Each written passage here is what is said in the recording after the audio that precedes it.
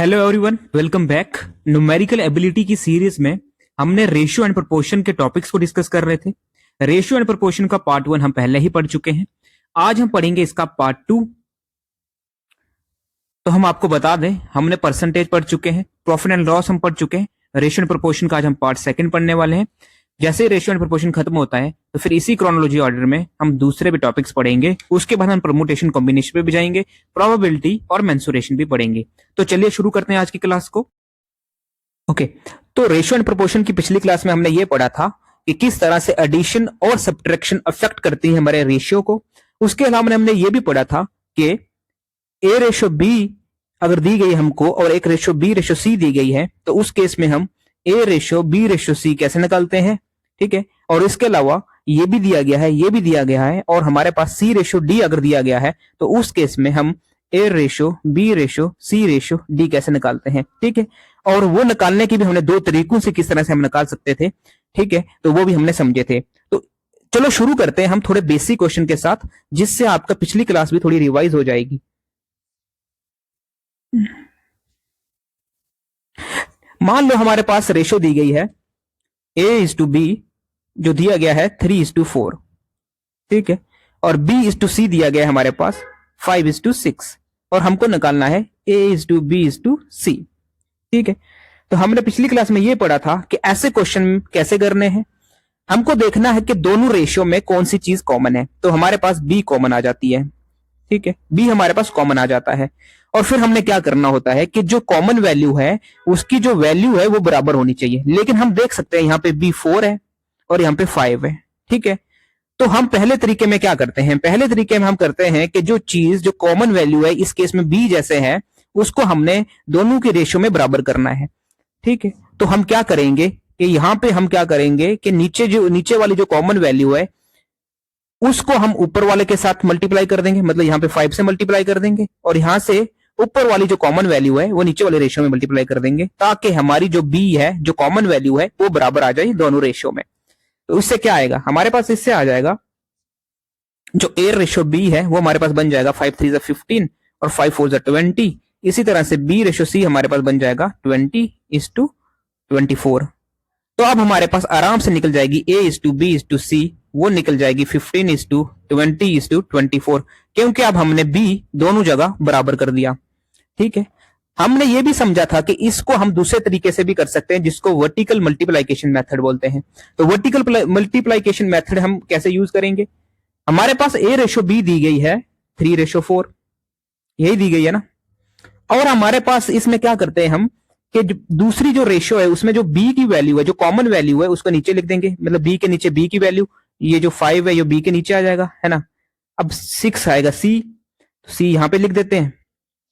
ठीक है, तब हमारे पास जो ब्लैंक्स आई, कौन कौन सी ब्लैंक्स आई, एक यहाँ पे ब्लैंक आई, यहाँ पे एक ब्लैंक आई। तो इसमें क्या करते थे हम, जो एडजेसेंट वैल्यू थी उसको हम, जो मतलब जो साथ वाली वैल्यू है उसको हम ब्लैंक में लिख देंगे, और यहाँ पे 5 लिख देंगे। जब हम ये सब कर लेते हैं तो उसके बाद हम वर्टिकली मल्टीप्लाई करते हैं, मतलब ऐसे मल्टीप्लाई करने लग पड़ते हैं। तो ये हमारे पास आ जाएगा 5 3 15, यहां पे भी मल्टीप्लाई होगा और यहां पे भी मल्टीप्लाई होगा, 5 4 20 और 6 4 24। तो आप देख सकते हो कि दोनों जगह हमारी रेशियो निकल आई। दोनों मेथड से हम इस तरह से क्वेश्चन निकाल सकते हैं।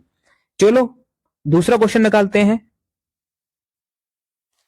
अब हमारे को क्या दिया गया है ना, अब हमारे पास दिया गया है कि A रेशियो B जो है वो है 2:3, और B रेशियो C दिया गया है हमारे पास 4:5, और C रेशियो D जो है वो हमारे पास दिया गया है 1:3, और हमको निकालना है A ratio B ratio C ratio D।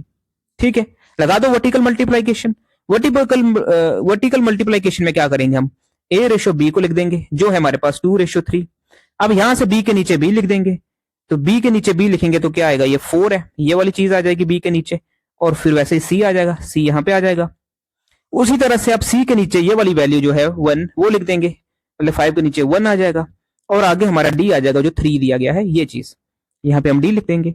अब हम देखेंगे कि ब्लैंक्स कहां कहां पे है, एक यहाँ पे है, एक यहाँ पे है, एक यहाँ पे, एक यहाँ पे, एक यहाँ पे, एक यहाँ पे। ठीक है, ये सारी रेशियोज है।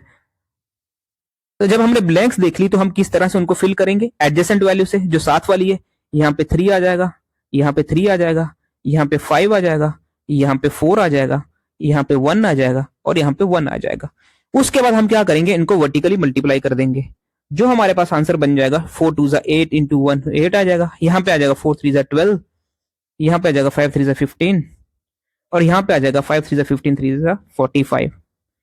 तो इस तरह से हमने A is to B is to C is to D भी निकाल लिया। ठीक है, ओके।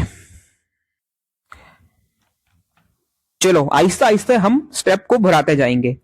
तो अगला हम करने वाले हैं कि मान लो हमारे पास A ratio B ratio C दी गई है 5 इज टू 3 इज टू 4 और जो C रेशो D है वो दी गई है हमारे पास 3 इज टू 4 और हमको बोला है कि A ratio B ratio C ratio D निकालनी है। ठीक है, तो इस केस में क्या होगा, मतलब वही लगा दो आप वर्टिकल मल्टीप्लीकेशन। पहले हम लिख लेंगे A ratio B ratio C, वो जो दिया गया हमारे पास 5 रेशो 3 रेशो 4। ठीक है, अब C और D है यहाँ पे, तो C के नीचे C वाली वैल्यू लिख दो जो 3 है और आगे हमारा D आ जाएगा 4, D आ जाएगा हमारा यहाँ। ब्लैंक्स कहाँ पे आ रही है, यहाँ पे आ रही है ब्लैंक, यहाँ पे आ रही है, यहाँ पे आ रही है। ठीक है, ये सब रेशियोज है। तो ब्लैंक को कैसे फिल करेंगे, एडजेसेंट वैल्यू से। यहाँ पे 4, यहाँ पे 3 आ जाएगा, यहाँ पे 3 आ जाएगा, फिर हम वर्टिकली मल्टीप्लाई कर देंगे, हमारा आंसर आ जाएगा 15 रेशो 9 रेशो 12 रेशो 16। ठीक है, तो हम इस क्वेश्चन को इस तरह से निकालते हैं। चलो अब हम एक ट्विस्ट लाते हैं अपने क्वेश्चन में। ठीक है, मान लेते हैं कि हमारे पास क्या दिया गया है, हमारे पास दिया गया है A ratio B ratio C 6 ratio 4 ratio 3 और हमारे पास दिया गया है B ratio C ratio D 4 is to 3 is to 2 और हमको निकालना है A ratio B ratio C ratio D। ठीक है, यहां पे ट्विस्ट क्या है, अभी तक जो हम पढ़ रहे थे उसमें हमारे पास एक वैल्यू कॉमन आती थी। ठीक है, लेकिन यहां पे आप देख सकते हैं यहाँ पे दो वैल्यूज कॉमन है, जैसे ऊपर वाले रेशो में B और नीचे वाले रेशो में B, ऊपर वाले रेशो में C और नीचे वाले रेशो में C। ठीक है, जब हमारे पास दो वैल्यूज कॉमन है तो तब हम कैसे निकाल सकते हैं। ठीक है, अब आप देख सकते हो कि जो A ratio B ratio C है हमारे पास, वो है हमारे पास 6 रेशो 4 रेशो 3। ठीक है, यहां पे देखो, यहां पे आप देखो कि यहां पे B 4 है, यहां पे भी 4 है, यहां पे C 3 है, यहां पे भी 3 है। तो आप इस तरह से मत लिख देना 6 रेशो 4 रेशो 3 और यहाँ पे 2 लिख दिया, ये गलत हो जाएगा। ठीक है, इस तरह से नहीं लिखना, इसको भी हम वर्टिकल मल्टीप्लीकेशन से करेंगे। ठीक है, A ratio B ratio C हमने लिख दिया। अब B और C के नीचे दूसरी वाली रेशो की वैल्यू लिख दो, जो है हमारे पास 4 रेशो 3 और D एज इट इज आ जाएगा, आगे यहाँ पे D आ जाएगा। ब्लैंक हमने देख ली, एक यहाँ पे ब्लैंक है, एक यहाँ पे ब्लैंक है। पास वाली वैल्यू से ब्लैंक को फिल कर देंगे, यहाँ पे 3 आ जाएगा, यहाँ पे 4 आ जाएगा। फिर हम करेंगे वर्टिकली मल्टीप्लाई, फिर उससे हमारा आंसर क्या आ जाएगा, 6 4 24, 4 4 16, 3 3 9 और 3 2 6। ठीक है, ये भी पढ़ लिया हमने जहां पे हमारी दो वैल्यूज कॉमन होती हैं। ठीक है, देखो दो वैल्यूज जब कॉमन होती है तो उनकी अगर रेशो दोनों जगह, मतलब यहां पे भी और यहां पे भी जो ये रेशो है ये सेम होनी चाहिए। अगर ये सेम नहीं होगी तो हम उसको कर नहीं पाएंगे। ठीक है, इसी में हम एक वेरिएशन लाते हैं। इसका जो वेरिएशन है वो है, हम मान लेते हैं कि हमारे पास A ratio B ratio C दिया गया है 6 रेशो 4 रेशो 3 के बराबर। ठीक है, और हमारे पास दिया गया है दूसरा कि हमारे पास दिया गया है B ratio C ratio D जो है वो हमारे पास दिया गया है 8 रेशो 6 रेशो 5 के बराबर। ठीक है, अब दो चीजें कॉमन है, यहाँ पे B यहाँ पे भी है, यहाँ पे भी है, यहाँ पे भी है C और यहाँ पे भी है C। अब मैंने आपको बताया कि जब दो वैल्यूज कॉमन हो तो वहां पे जो हमारी रेशियो होगी उन वैल्यूज की वो भी सेम होनी चाहिए। जैसे यहाँ पे 4 रेशो 3 है और यहाँ पे 8 रेशो 6 है, ये सेम होनी चाहिए। लेकिन है क्या सेम, नहीं है ना। नहीं भाई, ये सेम है। क्यों सेम है, यहाँ पे अगर 4 रेशो 3 है तो जो नीचे 8 रेशो 6 है इसको फर्दर अगर देखेंगे डिवाइड करेंगे तो 4 रेशो 3 ही आएगा ना, मतलब ये भी सेम है। कैसे सेम है, तो इसमें हमको 2 से मल्टीप्लाई करना पड़ेगा ना, फिर ये 8 रेशो 6 बन जाएगी। यही हो रहा है ना, मतलब जो B रेशो C को सेम करने के लिए यहाँ पे 2 से मल्टीप्लाई करना पड़ेगा। तो ये पूरी की पूरी रेशो 2 से मल्टीप्लाई होगी, ना कि सिर्फ 4 रेशो 3 2 से मल्टीप्लाई होगा। तो ये करने पर हमारे पास जो नई रेशो आ जाएगी A ratio B ratio C, ठीक है, वो आ जाएगी हमारे पास 6 रेशो 4 रेशो 3 और नीचे जो हमारे पास B ratio C ratio D है वो आ जाएगा same is it is 8 ratio 6 ratio 5।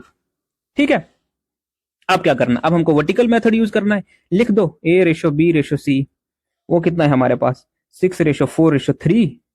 अब बी और सी के नीचे ये जो कॉमन है दूसरी वाली रेशियो वो लिख दो 8 और 6, यहाँ पे 8 आएगा, यहाँ पे 6 आएगा।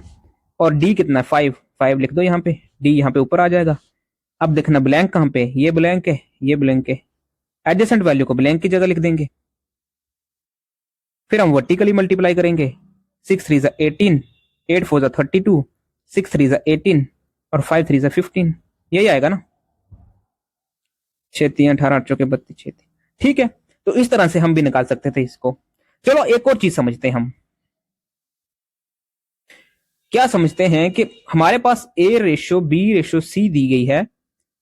मान लो हमारे पास दिया गया है 6:4:3, ठीक है, और हमारे पास B ratio C ratio D दिया गया है 3:4:2, ठीक है।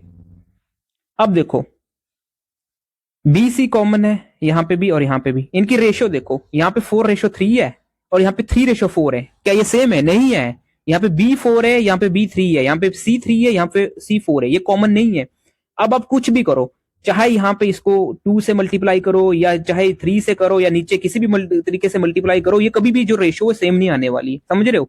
तो कहने का मतलब यही है कि जब भी दो रेशो दी गई है जहां पे दो वैल्यूज कॉमन हो, ठीक है, जैसे A ratio B ratio D C एक रेशो है, B ratio C ratio D दो रेशो है, दूसरी रेशो है, यहाँ पे दो वैल्यूज जो कॉमन है, यहाँ पे बी रेशो सी है, यहाँ पे बी रेशो सी है, दो वैल्यूज जो कॉमन है, अगर उनकी रेशो सेम नहीं है, उनकी रेशो अगर सेम नहीं है तो हम ए ratio B ratio C ratio D नहीं निकाल सकते। यहाँ की रेशो क्या आएगी, कैन नॉट बी डिटरमाइंड आएगा उसमें।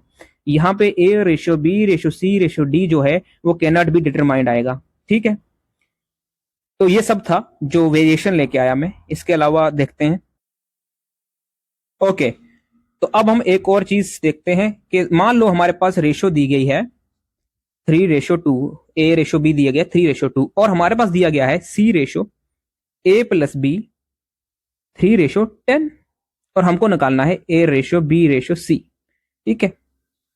अब देखो इस चीज को हम इस तरह से भी लिख सकते हैं ना, A upon B is equal to 3/2, ऐसे भी लिख सकते हैं। और इसको हम इस तरह से भी लिख सकते हैं, C upon A plus B equal to 3/10, ठीक है।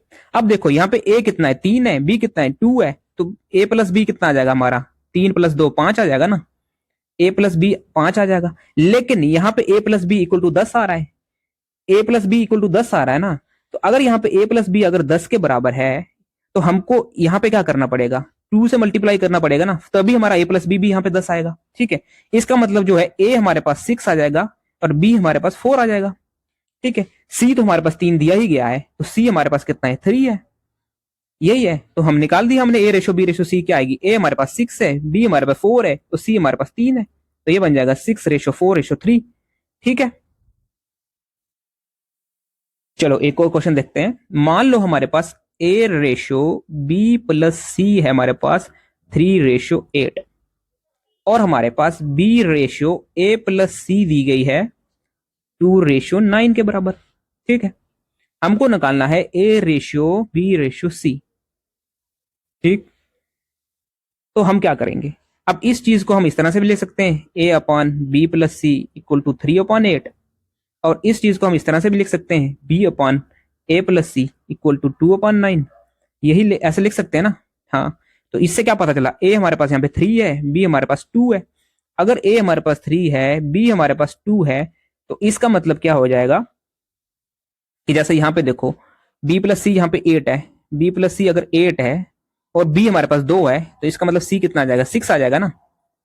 बी प्लस सी अगर 8 है तो बी हमारे पास 2 है, तो 2 + c इज इक्वल टू 8 आ जाएगा और c इज इक्वल टू 8 - 2 6 ही आएगा ना, यही क्या मैंने, ठीक है। अगर यहां से भी हमको निकालनी होती c की वैल्यू तो कैसे निकालते हैं, यहां से अब a + c हमारे पास 9 दिया गया है, लेकिन a हमने देखा यहाँ पे 3 है, यहां से देखो a यहाँ पे 3 है, तो हमारे पास 3 + c कितना आ जाएगा 9 आएगा और c हमारे पास फिर से 6 आ जाएगा, ठीक है। तो a रेशो बी रेशो सी बन गई हमारी, कितनी बनी, c हमारे पास 6 आ गया, a हमारे पास 3 है, b हमारे पास 2 है, तो ये बन जाएगा 3:2:6, ओके। चलो एक क्वेश्चन हम आपको दे देते हैं।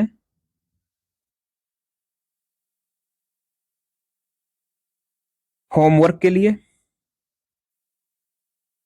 होमवर्क का क्वेश्चन है आपके सामने कि हमारे पास C ratio B plus A दिया गया है 1:3। ठीक है। और B ratio A plus C दिया गया है हमारे पास 5:7। हमको निकालना है A ratio B ratio C. ठीक है, ये खुद ट्राई करना निकालने की, और ट्राई करके निकाल के कमेंट कर सकते हो आप। चलो, कल हमने पढ़ा था इफेक्ट ऑफ एडिशन और सब्ट्रैक्शन रेशियो के ऊपर। आज हम देखते हैं कि effect of multiplication and division on ratio. ठीक है, इसमें क्या करेंगे, हम मान लेते हैं कि हमारे पास कोई रेशियो दी गई है 4/3 की। ठीक है, मान लेते हैं कि ऊपर न्यूमिनेटर में भी हम 2 से मल्टीप्लाई कर रहे हैं और डिनोमिनेटर में भी 2 से मल्टीप्लाई कर रहे हैं। तो हमारे पास जो नई रेशियो आएगी वो कितनी आएगी, 8/6। पुरानी रेशियो हमारे पास 4/3 थी, नई रेशियो 8/6 है। क्या ये सेम है? नहीं है भाई साहब, ये सेम है। क्यों? 8/6 को अब हम फर्दर सिंप्लीफाई करेंगे तो ये बन जाएगा 4/3। ठीक है, इसी तरह से मान लेते हैं हमारे पास कोई रेशियो है 5:7। अगर हम इसको मल्टीप्लाई कर देते हैं 3 से और नीचे भी 3 से मल्टीप्लाई कर देते हैं तो नई रेशियो हमारे पास आती है 15/21। क्या ये सेम है? यहाँ पे 5/7 है, ये 15/21 है। हाँ भाई, ये सेम है। ये 5 से जाएगा, ये 7 से जाएगा। ठीक है, तो हमने क्या सीखा? हमने ये सीखा कि जब किसी रेशियो को सेम नंबर से मल्टीप्लाई करेंगे और सेम नंबर से ऊपर नीचे दोनों जगह मल्टीप्लाई करेंगे तो हमारे पास जो नई रेशियो आएगी वो सेम आएगी। ठीक है, मल्टीप्लीकेशन में अगर हम कोई रेशियो है उसको सेम नंबर से ऊपर भी हम उसी नंबर से मल्टीप्लाई करेंगे, मतलब न्यूमिनेटर भी हम सेम नंबर से मल्टीप्लाई करेंगे, अगर डिनोमिनेटर को भी सेम नंबर से मल्टीप्लाई करेंगे तो हमारे पास जो नई रेशियो आएगी वो भी सेम आएगी। लेकिन चीजें बदल जाती हैं। चीजें कब बदलती है कि मान लो हमारे पास 4:3 वही पुरानी रेशियो है, ऊपर हम किसी और नंबर से मल्टीप्लाई कर रहे हैं, मान लो 3, और नीचे हम किसी और नंबर से मल्टीप्लाई कर रहे हैं, मान लो 5। जो नई रेशियो हमारे पास आएगी ये आएगी 12/15। फर्दर इसको सिंप्लीफाई करेंगे, ये आएगा 4/5। ठीक है, तो इससे हमें क्या पता चलता है? इससे ये पता चलता है कि जब किसी रेशियो को हम न्यूमिनेटर को किसी डिफरेंट नंबर से मल्टीप्लाई कर रहे हैं और डिनोमिनेटर को किसी डिफरेंट नंबर से मल्टीप्लाई कर रहे हैं तो जो हमारी नई रेशियो आएगी वो बदल के आएगी। ठीक है, बदल के आएगी। यही चीज हम डिविजिबिलिटी पे भी काम आती है। मतलब डिविजिबिलिटी में क्या होगा, अगर न्यूमिनेटर को हम और डिनोमिनेटर को हम सेम नंबर से डिवाइड कर रहे हैं तो हमारे पास नई रेशियो जो आएगी वो सेम आएगी। न्यूमिनेटर और डिनोमिनेटर को हम अलग नंबर्स के साथ डिवाइड कर रहे हैं, अलग अलग नंबर से डिवाइड कर रहे हैं, तो हमारे पास रेशियो बदल के आएगी। ठीक है, एक्चुअली में ये चीजें आपको बस समझाने के लिए बता रहा हूं मैं, सीधे क्वेश्चन में आपको अप्लाई नहीं करनी होगी, लेकिन आपको इतना पता होना चाहिए। ओके, अब आपके पास आते हैं थोड़ी छोटी छोटी टर्म्स जो आपको पता होना चाहिए, कभी कभी डायरेक्ट एग्जाम में पूछ लेते हैं। एक होती है आपके पास डुप्लीकेट, एक टर्म होती है आपके पास ट्रिप्लीकेट, एक टर्म आपके पास होती है सब डुप्लीकेट, एक टर्म आपके पास होती है सब ट्रिप्लीकेट।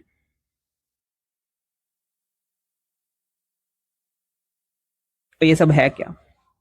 देखो, डुप्लीकेट क्या होता है, मान लो हमारे पास कोई रेशियो है 4/9। ठीक है, डुप्लीकेट का मतलब होता है A² इज टू B²। तो हमारे पास कोई अगर पुरानी रेशियो 4:9 है तो इसकी डुप्लीकेट क्या बनेगी हमारे पास? ए हमारे पास अगर 4 है तो 4 का स्क्वायर 16:81, यही आएगा। ठीक है, उसी तरह से ट्रिप्लीकेट में क्या होता है, A³ रेशियो B³ आ जाता है। कि हमारे पास कोई अगर रेशियो है 2:3, अगर इसका हमको ट्रिप्लीकेट निकालना है तो कैसे आएगा? वो आएगा 2 का क्यूब कितना होता है 8, 3 का क्यूब कितना होता है 27। ठीक है, ये हमारे पास आ जाता है ट्रिप्लीकेट, ये है डुप्लीकेट। फिर सब डुप्लीकेट में क्या होता है, ये होता है under root A is to under root B। अगर हमारे पास कोई रेशियो दी गई है 4/9, अगर उसका हमको सब डुप्लीकेट निकालना है तो वो निकल जाएगा, इसका अंडर रूट आ जाएगा ना 4 इज टू अंडर रूट 9, जो हमारे पास आ जाएगा 2:3। ठीक है, 2:3 आ जाएगा, 2:3, क्योंकि 2 2 4 होता है, अंडर रूट 4 2 होता है। उसी तरह से अगर हमको सब ट्रिप्लीकेट निकालना है तो उसका मतलब यह है कि cube root of A is to cube root of B। जैसे हमारे पास अगर कोई रेशो दी गई है 8/27, तो इसका अगर हमको सब ट्रिप्लीकेट निकालना होगा तो क्या आएगा, 8³ रूट 27। 2 का क्यूब 8 होता है तो 2:3 आ जाएगा हमारे पास आंसर। ठीक है, तो ये चीजें आपको पता होनी चाहिए, कभी कभी डायरेक्ट यहां से क्वेश्चन आ जाते हैं।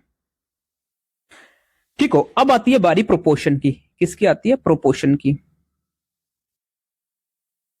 मान लो हमारे पास A/B है और हमारे पास C/D है। अगर ये दोनों इक्वल टू लिख देंगे हम इसको, मतलब A/B is equal to C/D, तब हम कहते हैं कि A, B, C, D are in proportion. ठीक है, इसको हम इस तरह से भी लिख सकते हैं, A/B, C/D। ठीक है, यहां पे इंपॉर्टेंट बात है देखने वाली, जो ये A और ये जो D है, इनको हम बोलते हैं एक्सट्रीम्स। क्या बोलते हैं, एक्सट्रीम। और ये जो B और ये जो C है ना, B और C, इनको हम बोलते हैं मीन्स। आप बोलोगे सर क्या पढ़ा रहे हो आप, ये तो वैलिड, ये तो मतलब इररेलेवेंट एग्जाम के लिए नहीं है।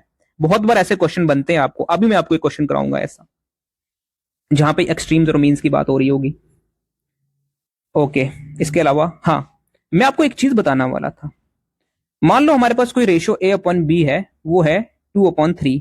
ठीक है, तो इसका ये मतलब है कि A जो है, A की वैल्यू 2 नहीं है, B की वैल्यू 3 नहीं है। ठीक है, बल्कि A जो है हमारे पास 2 यूनिट्स के बराबर है, B जो है हमारे पास 3 यूनिट्स के बराबर है। ठीक है, ये वैल्यू नहीं है। कल भी मैंने आपको समझाया था कि ये जो रेशियो हमारे पास, कोई भी जो रेशियो हमारे पास आती है, तो उसका ये मतलब है कि किसी वैल्यू को हमने इतना सिंप्लीफाई किया है कि जो लास्ट की जो रेशियो बन के आई वो आपस में को प्राइम है। तो को प्राइम का मतलब ये सिर्फ 1 से डिवाइड होंगे दोनों। देखो 3 और 2 किसी कॉमन वैल्यू से डिवाइड नहीं हो रहे, बस 1 से डिवाइड हो रहे हैं। ठीक है, क्योंकि 2/3 को हम लिख सकते हैं 4/6, या फिर 6/9, या फिर 8/12, सो वन, इस तरह से लिख सकते हैं ना।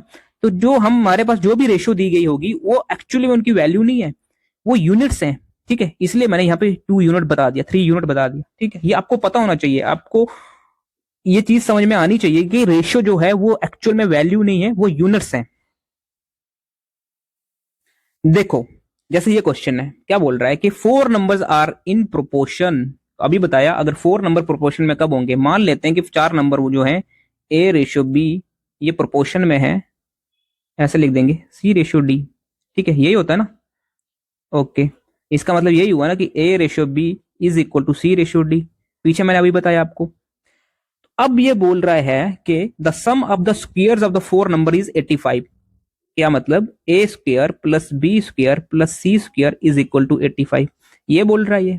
ठीक है, उसके बाद ये बोल रहा है कि and the sum of 2 extreme is 9। Extreme क्या होते हैं, अभी हमने पढ़ा था, ये वाले लास्ट वाले कोने वाले। तो इसका मतलब ये हो गया कि A+D जो हमारे पास है वो 9 है, A+D जो हमारे पास है वो 9 है। सम बता रहा है, सम ऑफ 2 एक्सट्रीम। और ये बोल रहा है कि the ratio of last 2 term is 4:1। Last 2 term मतलब C/D जो है, जो C/D जो दी गई है हमारे पास, वो दी गई है 4:1 के बराबर। इसको हम इस तरह से लिख सकते हैं, C/D इक्वल टू 4/1। अब एक बात जानने वाली है, जो ये A+D इज इक्वल टू 9 है, ये तो वैल्यू है, ये सच में 9 बनेगा। लेकिन जो ये C/D इक्वल टू 4/1 है ना, ये C इज इक्वल टू 4 नहीं है, D इज इक्वल टू 1 नहीं है। हालांकि ये 4 यूनिट है और ये 1 यूनिट है। ठीक है, हमेशा सोचना, क्योंकि C/D अगर 4:1 है तो इसको हम 8/2 भी लिख सकते हैं, इसको हम 12/3 भी लिख सकते हैं ना। ठीक है, तो कहने का मतलब यही है कि जो रेशो दी गई होगी वो वैल्यू नहीं होगी, वो यूनिट्स में होगी। ठीक है, तो हमको क्या निकालना है कि what is the average of 4 number. तो एवरेज कैसे निकालेंगे हम, A+B+C+D हम निकाल लेंगे, उसको हम 4 से डिवाइड कर लेंगे। ठीक है, एक्चुअली में हमको क्या करना है कि हमारे पास सारी वैल्यू दी गई है, हमको मालूम है कि A+D 9 के बराबर है। ठीक है, अब इस चीज को हम इस तरह से भी लिख सकते हैं, A/B और यहां से इज इक्वल टू C/D। ठीक है, ऐसा भी लिख सकते हैं ना हम। अब हमको बताया गया है कि A+D इज इक्वल टू 9 है ना, A+D इज इक्वल टू 9 है।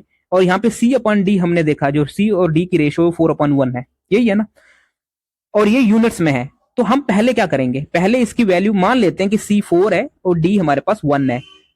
तो इसको हम पुट करके देखेंगे, अगर हम पुट कर लिया हमने, उसके बाद अगर हमारी ये A² plus B² plus C² plus D² ये भी आएगा ना, इज इक्वल टू 85 बन रहा है। ठीक है, A square plus B square plus C square plus D square अगर हमारे पास 85 बन रहा है तो मतलब जो वैल्यू थी हमने 4 और 1 ही होगी। अगर यहां से नहीं बनती तो अपन नेक्स्ट वैल्यू ले लेंगे, और 4:1 का नेक्स्ट रेशियो क्या आएगी, 8/2 आएगी। फिर हम डी 2 मान लेंगे, सी 8 मान लें, इस तरह से हम इसमें सेटिस्फाई करवाएंगे। अगर वो हो जाती है तो ठीक है, तो इस तरह से हम करने की कोशिश करते हैं। ठीक है, तो अब देखो ए हमारे पास a plus D is equal to 9 है और डी यहाँ पे 1 है, डी यहाँ पे 1 है, तो 1 को ही देखते हैं पहली बार। तो ए अगर डी 1 है तो इसका मतलब ए कितना होगा, अगर डी 1 ले लिया तो ए 8 होगा ना, तभी 8 + 1 9 होगा। तो ए हमारे पास 8 आ जाएगा, अपॉन बी आएगा। तो सी हमने 4 ही रखा और डी हमने 1 माना।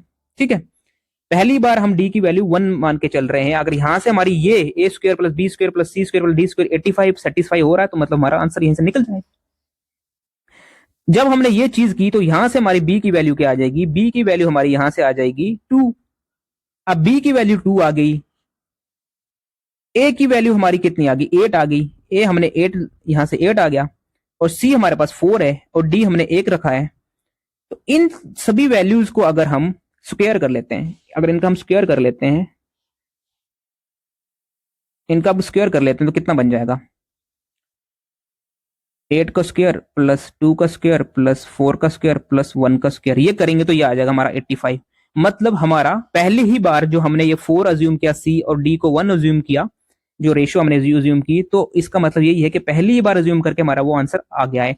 अगर यहाँ मतलब 1 पुट करके, डी को 1 पुट करके अगर ये वैल्यू 85 नहीं आती तो हम अगली रेशियो पे जाते, जो होता 8/2, मतलब सी हम 8 लेते हैं और डी हम 2 लेते, इस तरह से करते। लेकिन क्योंकि हमारी जो आंसर है वो 1 ही पुट करके आ गया तो मतलब डी 1 ही था।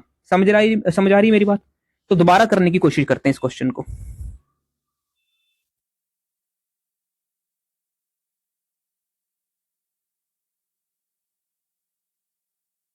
ठीक है, प्यारा क्वेश्चन है, कुछ भी नहीं था इसमें, बस समझने की दूरी थी।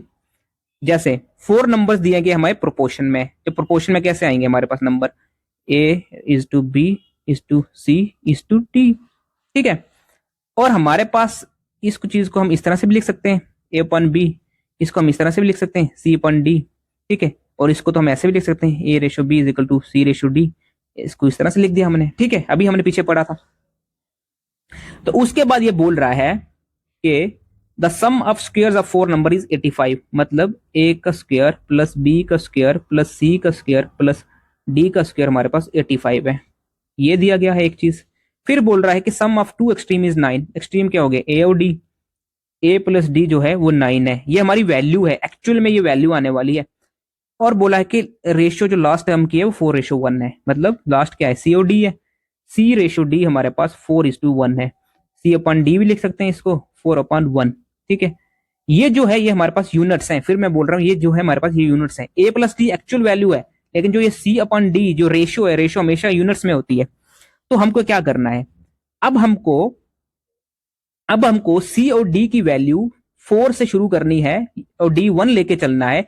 फिर हमने वो इस वाली चीज में बैठानी है, और उसके बाद हमारी जो वैल्यू निकलेगी A B C D, उनका हम स्क्वायर करेंगे। अगर वो 85 आ जाता है तो वो वाली हमारी रेशियो ठीक निकलेगी। ठीक है, करते हैं A/B। अगर हम D यहाँ से 1 मान लेते हैं, देखो यहाँ पे D की रेशियो 1 है, C यहाँ पे 4 है, 4 यूनिट से D 1 यूनिट है, तो D को मान लेते हैं 1। अगर D यहाँ पे 1 है हमारा, तो यहाँ पे D 1 आ जाएगा, तो मतलब A हमारे पास 8 होगा, तभी 8 + 1 9 होगा ना। अगर A हमारे पास 8 आ जाता है और B ऐसे ही रहेगा, C हमने 4 रखा है और D 1 आएगा, तो मतलब B यहाँ से आ जाएगा हमारा 2। अब B हमारे पास 2 है, A हमारे पास 8 है, C हमारे पास 4 है और D हमारे पास 1 है। इनका जब हम स्क्वायर करेंगे, 2 मतलब कितना, 8 + 2 + 4 का स्क्वायर + 1 का स्क्वायर, ये हमारे पास 85 आ जाएगा ना। तो मतलब ये सेटिस्फाई कर रही है ये वैल्यू, हमें आगे जाने की जरूरत ही नहीं पड़ी। अब इनके एवरेज निकालना, तो एवरेज कैसे निकलेगा, सबको जमा करो और फिर 4 से डिवाइड कर दो, 8 2 10 4 14 15, वो बन जाएगा हमारे पास 3.75।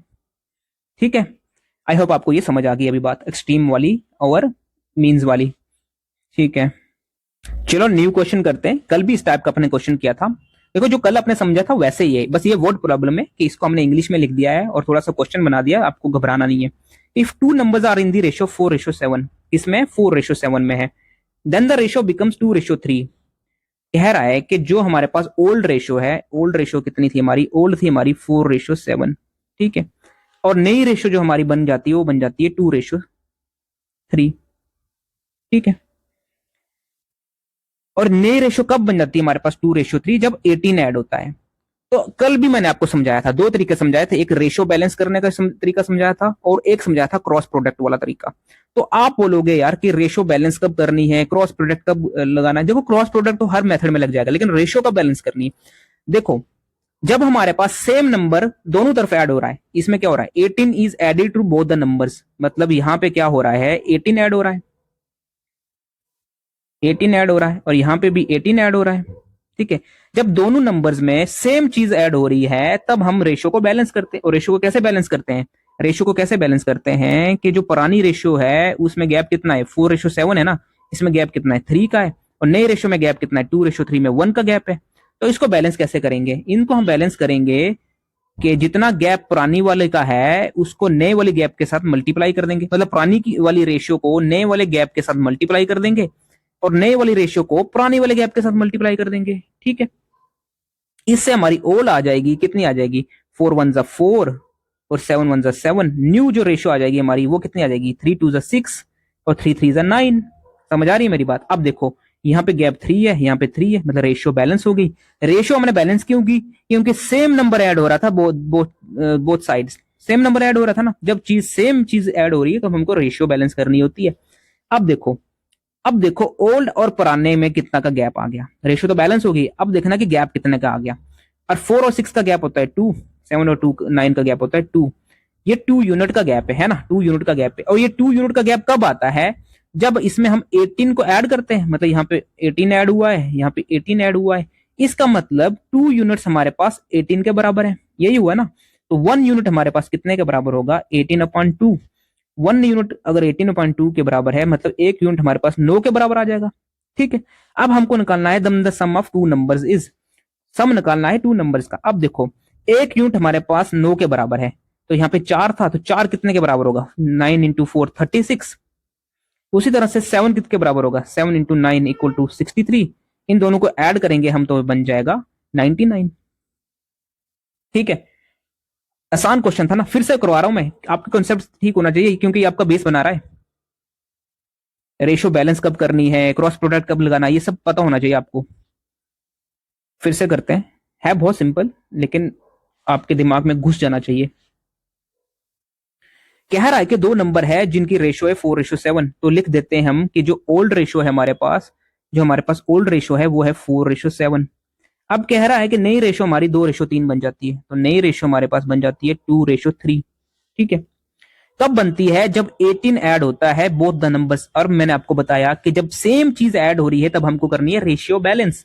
और रेशियो कैसे बैलेंस होती है, हमको देखना है कि जो पुरानी रेशियो है उन दोनों के बीच में गैप कितना है। पुरानी रेशियो में गैप है हमारा 3 का, नए रेशियो में हमारा गैप है 1 का। अब पुरानी रेशियो में हम नए रेशियो के गैप के साथ मल्टीप्लाई कर देंगे और नए रेशियो में पुरानी रेशियो के गैप के साथ मल्टीप्लाई कर देंगे, तो हमारी रेशियो बैलेंस हो जाएगी। इससे हमारी जो पुरानी रेशियो है निकल के आ जाएगी 4 1 4, 7 1 7, और नई रेशियो हमारी बन जाएगी 3 2 6, 3 3 9। अब इसके बीच का डिफरेंस देखना है, इसके बीच का डिफरेंस है 2 यूनिट्स और इसके बीच का डिफरेंस है 2 यूनिट्स। और ये 2 यूनिट्स का डिफरेंस कब आता है, जब 18 ऐड होता है। कब होता है, जब 18 ऐड होता है दोनों तरफ। इसका मतलब 2 यूनिट हमारे पास 18 के बराबर है, तो 1 यूनिट हमारे पास होगा 18/2, 1 यूनिट हमारे पास आएगा 9 के बराबर, ठीक है। अब बोलता है कि सम ऑफ 2 नंबर इज, मतलब इसका और इसका ऐड करना है हमने। यहाँ पे ये 4 यूनिट है, एक यूनिट हमारे पास 9 है, तो 4 किसके बराबर आएगा, 9 इंटू 4 आ जाएगा 36, और 7 किसके बराबर आएगा, 7 इंटू 9 आ जाएगा हमारे पास, 9 इंटू 7 कर दो या 7 इंटू 9 कर दो, ये 63। इन दोनों को ऐड करेंगे तो हमारे पास आ जाएगा 99, ठीक है। ओके, अब पिछला ही जैसे हमने किया वैसे ये क्वेश्चन है, बस इसमें सब्ट्रैक्शन हो रही है कि हमारे पास 2 नंबर्स हैं, उनकी रेशियो है 11:6। तो लिख देते हैं हमारी जो पुरानी रेशियो है, ओल्ड रेशियो जो हमारे पास है वो है 11:6। अब बोलती है कि जो नया रेशियो है वो हमारे पास 17:7 बन जाता है। नई रेशियो क्या बन जाती है, 17:7 बन जाती है। कब बनती है, जब 10 सब्ट्रैक्ट होता है बोथ द नंबर्स। अब ये मतलब 10 दोनों तरफ सब्ट्रैक्ट हो रहा है, माइनस हो रहा है, तो फिर भी हम माइनस वो करेंगे, क्या करेंगे, रेशो बैलेंस करेंगे। जब भी कोई सेम चीज ऐड या माइनस हो रही है तो हम रेशियो को बैलेंस करेंगे।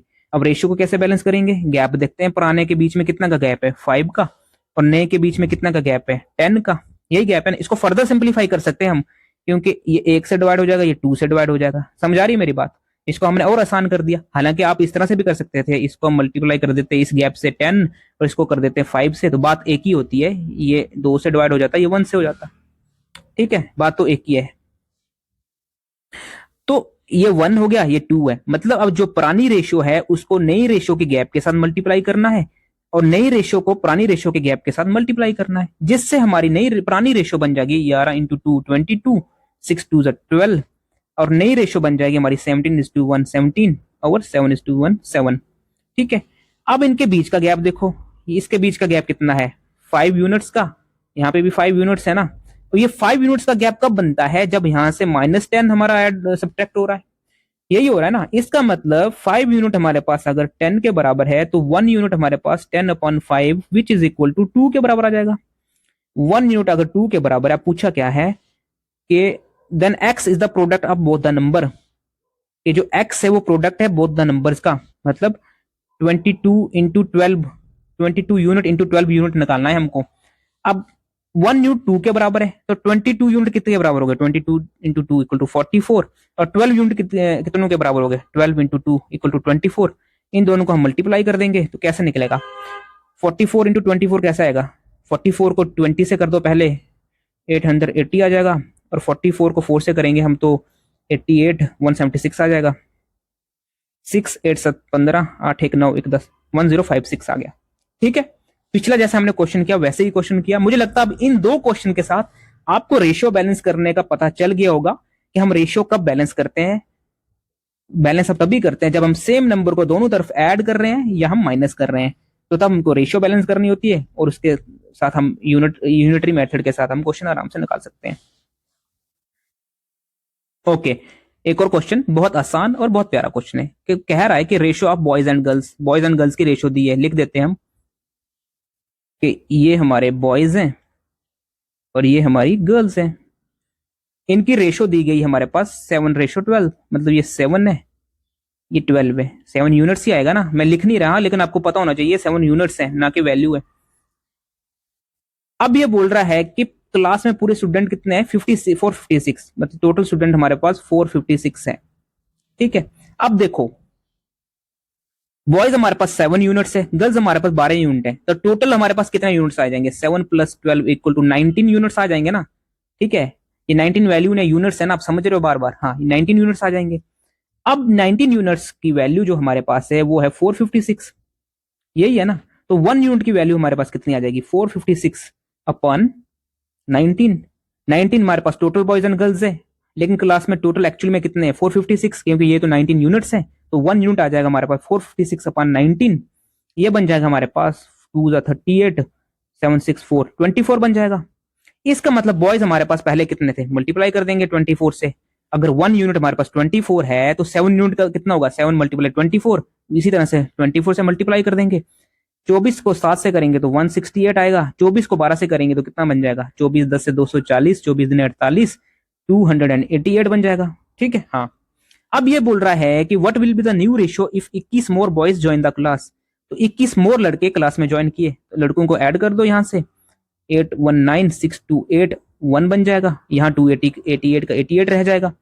अब इसको फर्दर ये डिवाइड हो जाएगा किससे, 9 से हो रहा है क्या, 9 से हो रहा है 21, और ये होगा 9 3 27, 21:32 हमारा आंसर आ जाएगा। ठीक है, आसान था ना ये क्वेश्चन, दोबारा समझना है क्या।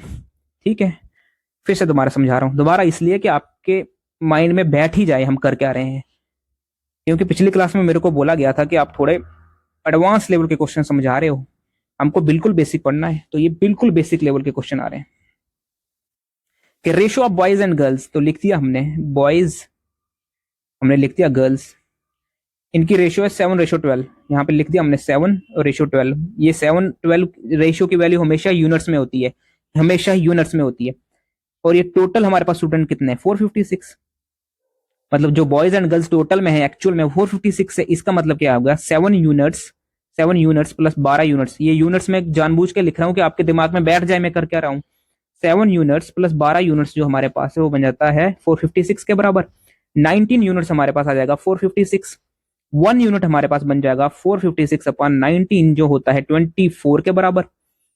ठीक है, अब अगर 1 यूनिट 24 के बराबर है तो 7 यूनिट किसके बराबर होगा? 7 यूनिट बॉयज के लिए ना, 24 इंटू 7, इसी को 24 से मल्टीप्लाई कर देंगे। 24 इंटू 7 कितना होता है? 168। 24 इंटू 12 कितना होता है? ये होता है हमारे पास 288। अब ये बोल रहा है कि 21 मोर बॉयज ज्वाइन द क्लास, तो यहाँ पे हम प्लस 21 कर देंगे, इससे हमारा बन जाएगा 189। ये एज इट इज ऐसे रहेगा, इसको ये फर्दर हम डिवाइड कर सकते हैं 9 के साथ, 21 बन जाएगा, ये बन जाएगा 32। तो ये हमारी आंसर है। आई होप आपको ये आराम से समझ आ गया होगा। ओके, तो हमने ना रेशियो तो बैलेंस कर ली थी। अब इस वाले क्वेश्चन को देखो, आपको और मजा आने वाला है कि ratio of pen and pencil is 5:9। पहले तो हम लिख देंगे ये पेन है, ये हमारे पास पेंसिल्स हैं, और इनकी रेशियो ये 5 है, ये 9 है। यूनिट्स, यूनिट्स, रेशियो हमेशा यूनिट्स में। अगर उसके बाद बोल रहा है कि if 20 pens and 24 pencils were sold then the new ratio becomes 1:2। अब ये ओल्ड वाली है और नई रेशियो क्या बन रही है हमारी? 1:2। ठीक है, ये हमारे पास है। क्या हम इसको बैलेंस करेंगे? रेशियो को हम बैलेंस कब करते थे? मैंने बताया जब हम सेम नंबर से ऐड कर रहे हैं या फिर हम सब्ट्रैक्ट कर रहे हैं तब बैलेंस करेंगे। लेकिन यहाँ पे हो क्या रहा है? यहाँ पे हो रहा है कि 20 pens and 24 pencils were sold, मतलब कम हुए ना, कम हुए। तो यहाँ पे 20 पेन्स कम हुए और 24 पेंसिल कम हुई। सेम चीज कम हो रही है ना? नहीं हो रही है, अलग अलग चीजें कम हो रही है। तो इसका मतलब हम यहाँ पे क्या करेंगे? यहाँ पे हम लगा देंगे क्रॉस प्रोडक्ट वाला मेथड, ये ऐसे कर देंगे। और क्या चीज हमारी कम हो रही है? पेन्स कितने कम हो रहे हैं? 20 लिख देंगे यहाँ पे। पेंसिल कितने कम हो रही है हमारी? 24 लिख रहे हैं। कम हो रही है ना, तो अपनी याद के लिए हम यहाँ पे माइनस लिख देता हूँ, यहाँ पे माइनस लिख देता हूँ। कल भी मैंने आपको ये समझाया था चीज, फिर से अगर आपको भूल गया तो फिर से मैं बताने वाला हूँ आपको।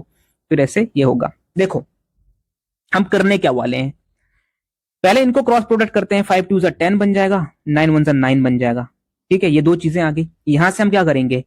10 माइनस 9, बड़ी वैल्यू से छोटी वैल्यू में माइनस करेंगे तो 1 यूनिट निकल जाएगा। यहां से क्या निकल जाएगा? 1 यूनिट निकल जाएगा। अब नीचे क्या करेंगे हम?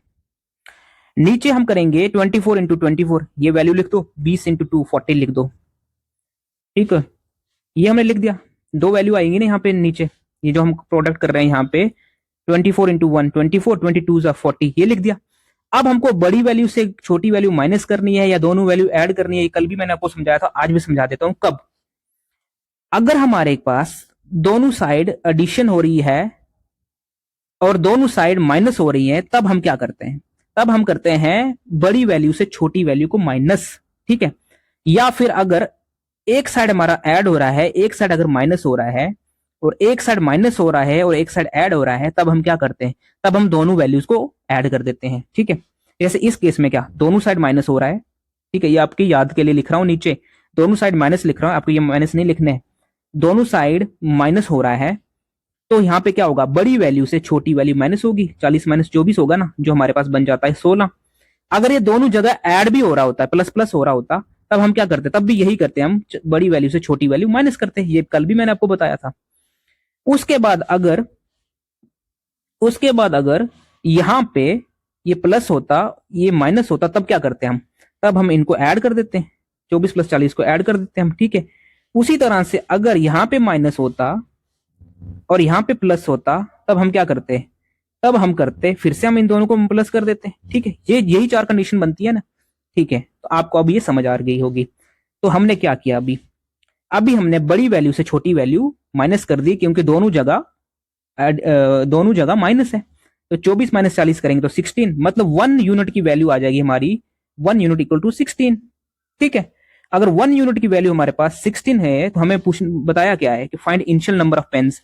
तो पहले पेन कितने थे? 5 यूनिट। 5 इंटू 16। पेंसिल कितने थे? 9। 9 इंटू 16, 5 इंटू 16 होता है 80, और 16 इंटू 9 कितना होता है हमारे पास? 144। ठीक है, बस हमने निकाल लिया यहाँ पे क्वेश्चन। ठीक है, फिर से करते हैं, क्योंकि दो ही तो मेथड है यार, एक तो रेशियो बैलेंस किया हमने और क्रॉस प्रोडक्ट। आई नो आपको समझ आ रही है, लेकिन जिसको नहीं भी आ रही है वो भी इस वीडियो को देख के समझ के ही जाएगा।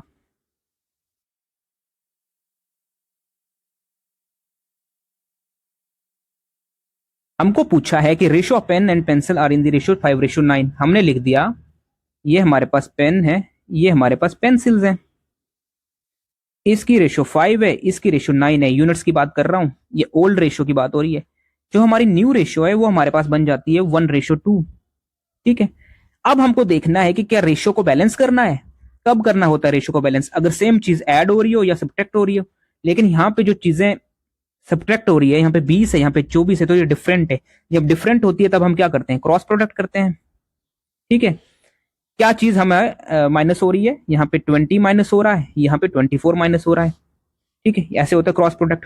तो ये वाली चीज है, यहाँ से हमको यूनिट्स मिल जाते हैं। 5 2 10, 9 1 9, 10 माइनस 9 करेंगे तो 1 यूनिट आ जाएगा। ठीक है, क्या आ जाएगा? 1 यूनिट्स आ जाएगा। उसी तरह से इस तरह से 24 का 24 आएगा, 20 दूने 40 आ जाएगा। क्योंकि हमने दोनों जगह माइनस किया था तो बड़ी वैल्यू से हम छोटी वैल्यू को क्या करेंगे? माइनस करेंगे। अगर दोनों जगह हम ऐड भी करते हैं तो भी हम बड़ी वैल्यू से छोटी वैल्यू माइनस करते हैं। ठीक है, तो 40 माइनस 24 करेंगे तो हमारे पास बन जाएगा 16। और ये जो 16 है ये 1 यूनिट की वैल्यू है। 1 यूनिट इक्वल टू 16। तो हमारे पास इनिशियल नंबर फाइंड करना था, मतलब 5 यूनिट। 5 यूनिट कितना हो जाएगा? 5 इंटू 16। 9 यूनिट कितना हो जाएगा? 9 इंटू 16। जब इन दोनों को हम करेंगे तो 16 5 80। इनिशियल में हमारे पेन्स 80 थे और 16 9 144 हमारे पास इनिशियल में पेंसिल थी। ओके ओके, आज का लास्ट क्वेश्चन, लेकिन बहुत शानदार और बहुत प्यारा क्वेश्चन है ये। ठीक है, स्किप मत करना, खुद कोशिश करो इसको निकालने की, दिमाग लगाना। The ratio of number of boys and girls in A group becomes 3:2। कहा क्या रहा है कि हमारे पास कोई बॉयज की रेशियो है और कोई गर्ल्स की रेशियो दी गई है। क्या दी गई है वो हमको मालूम नहीं है। शुरू में हमको तो मालूम ही नहीं है कुछ कि कितनी रेशियो है। ठीक है, यही हो रहा है ना। अब क्या हो रहा है कि ये जो बॉयज और गर्ल्स की शुरू की रेशियो थी ये हमारे पास बन जाती है 3:2। कब बनती है? जब -14 होता है। गर्ल्स अगर छोड़ देती है तो गर्ल्स -14 गर्ल्स जब हो जाता है हमारे पास, तो हमारे पास जो रेशियो बन जाती है वो बन जाती है 3:2। यही बनती है। बॉयज क्या हुआ? बॉयज तो ना कोई ऐड हुए हैं ना कोई सब्ट्रैक्ट हुए हैं। ठीक है, अब उसके बाद क्या बोल रहा है? उसके बाद ये बोल रहा है कि उसके बाद 16 और लड़के ज्वाइन करते हैं, मतलब यहां से +16 हो रहा है। यही हो रहा है। 16 और लड़के जब ज्वाइन करते हैं तो नई रेशियो हमारे पास बन जाती है 25:14, मतलब ये 25:14। अब देखो यहाँ पे क्या हो रहा है। यहां से यहां के लिए कोई लड़कियां तो अभी ना कोई ऐड हो रहा है ना कोई माइनस हो रहा है। यही हो रहा है ना। लड़कियां तो एज इट इज रहने वाली है यहां से यहां। शुरू में हमारे पास कोई रेशियो थी जो हमको मालूम नहीं है। शुरू की रेशियो हमको मालूम नहीं है। उसके बाद क्या हो गया कि हमने 14 लड़कियां उस ग्रुप को छोड़ देती हैं तो हमारी नई रेशियो बन जाती है 3:2। मतलब लड़के तो कोई ना ऐड हुए ना कोई सब्ट्रैक्ट हुए, 0 लिख देंगे हम। उसके बाद क्या होता है, जब ये रेशियो निकल जाती है तब हमारे पास 16 लड़के एक्स्ट्रा ऐड हो जाते हैं तो नई रेशियो हमारे पास 25:14 बन जाती है। लेकिन यहां से यहां के लिए कोई लड़का या लड़की कोई लड़कियां तो ऐड भी नहीं हुई ना कोई सब्ट्रैक्ट हुई। तो अब हमको निकालना है कि पहले लड़कियां कितनी थी। ठीक है, इतनी से बना दिया हमने, हमारा क्वेश्चन अब निकल गया। कैसे? अब हम उल्टा करेंगे, उल्टा चलेंगे। उल्टा चलेंगे, कैसे चलेंगे? देखो, हमारी जो ये चीज है कि जो लास्ट की रेशियो बन के आई है 25:14, इसमें जो ये 14 चीज है ना, ये गर्ल्स है।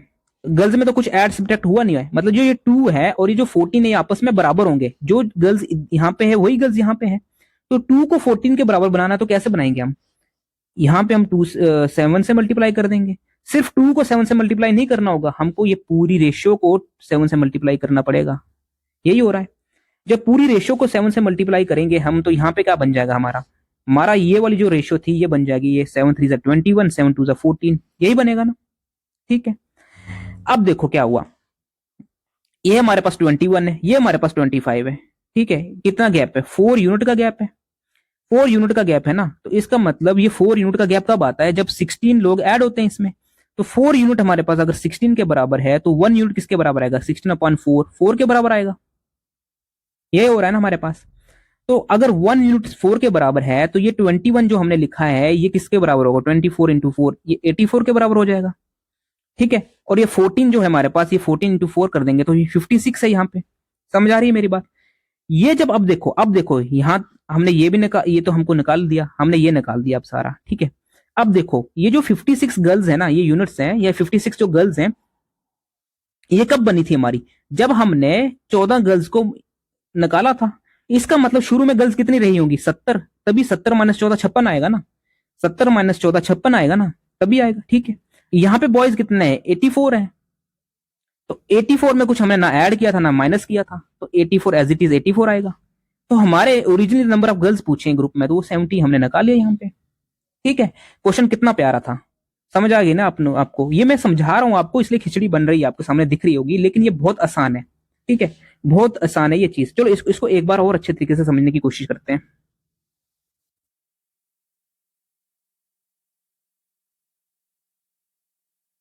ठीक है, क्वेश्चन हमारे पास है कि ratio of number of boys and girls in A group becomes 3:2 when 14 girls leave.